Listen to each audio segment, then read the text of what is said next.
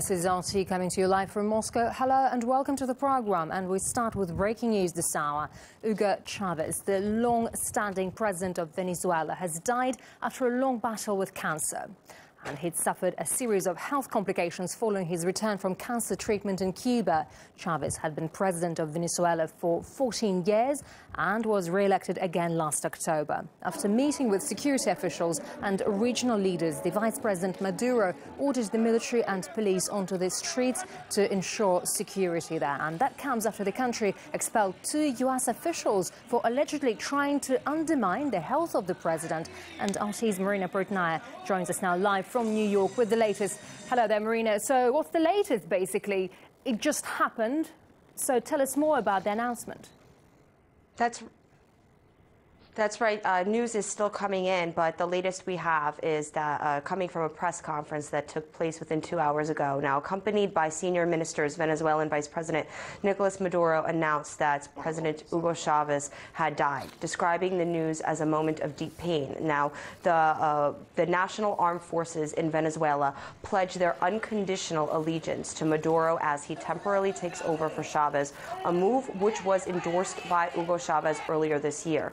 A vote for a new president in Venezuela should be held within 30 days and will likely pit Vice President Maduro against Enrique Capriles, the centrist opposition leader and state governor who lost to Chavez in the October election.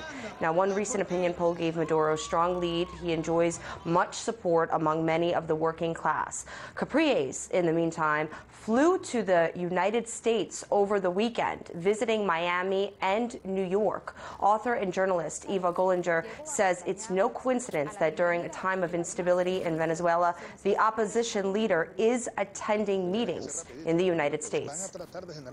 This has been also typical over the past few years, over the past decade, really, of members of the opposition in Venezuela frequently coming to the United States to meet with their either financiers, because they get multi-million-dollar funding from the U.S. government and its different agencies, or from its allies, their allies here in the United States. Primarily members of former administrations, the Bush administration, but also the actual administration. And clearly, Enrique Capriles, who is coming to the United States, to Miami, to New York, to meet with these individuals to discuss the future of Venezuela, if you want to put it that way. Yes, and what will be the consequences of all this, domestic and international?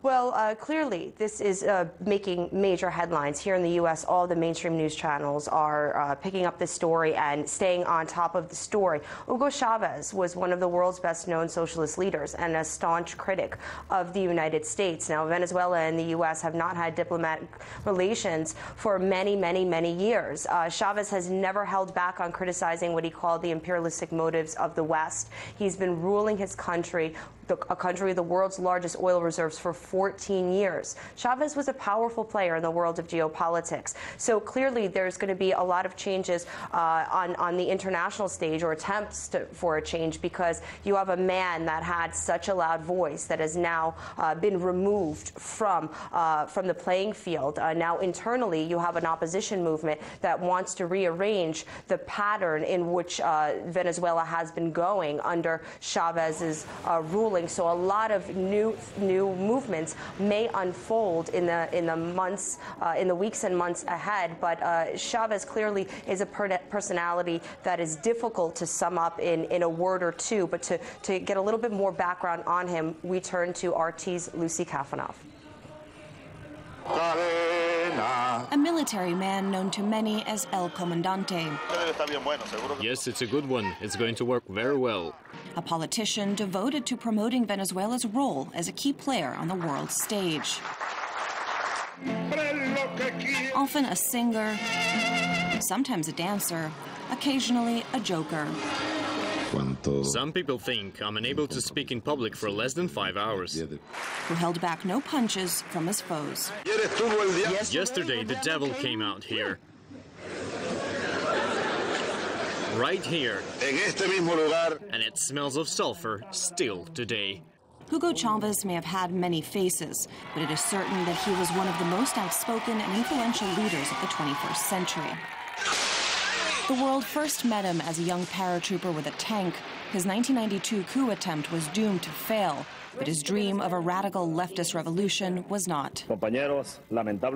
Despite a brief prison stint for his actions, Chavez went on to run for president of Venezuela in 1998, winning the vote and assuming office in 1999. Under him, Venezuela went from being a major U.S. ally governed by and for the ruling class to a test case for the Chavez experiment with 21st century socialism. That meant nationalizing key sectors of the oil-rich nation's economy and pouring billions into welfare and social programs to help the previously marginalized poor. Chavez helped slash poverty rates, drive down unemployment, and reduce income inequality, winning die-hard supporters among the impoverished. But his Venezuela was also one of the most corrupt nations on earth, with a murder rate exceeding that of Iraq. Charges of authoritarianism, suppressing the judiciary, and silencing the press dogged Chavez throughout his presidency. Opponents fought to remove Chavez from power, including a 2002 coup attempt and a 2004 recall referendum. But he remained, winning another term in office in the 2012 election after facing the toughest electoral battle of his career. In his foreign policy, Chavez spearheaded the creation of today's anti-imperialist left-leaning bloc in Latin America, working to promote his vision of a multipolar world. He allied with Russia to develop energy contracts, financial arrangements, as well as arms deals, and made sure that subsidized oil flowed freely to allies like Cuba, Belarus, Nicaragua, and Syria. But it wasn't all smooth sailing when it came to his dealings with the West. Chavez was known to donate free heating oil to poor Americans, but had little love for their government. Relations have ranged from tense to outright hostility. The devil who tries to dominate the world. Venezuela is independent and free and will never be a North American colony. But in 2011, Chavez took up a new battle, the fight for his life against cancer. But just before the new year, and after 4 operations in Cuba, Chavez named his vice president as the preferred political heir. The final war waged by El Comandante.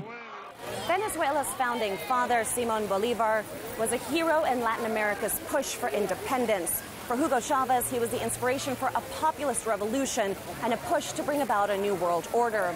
Revered by some, reviled by others, it is undeniable that Chavez and his Bolivarian revolution left a permanent mark on this country, this region, and the world. Lucy Kafanov, RT, Caracas, Venezuela.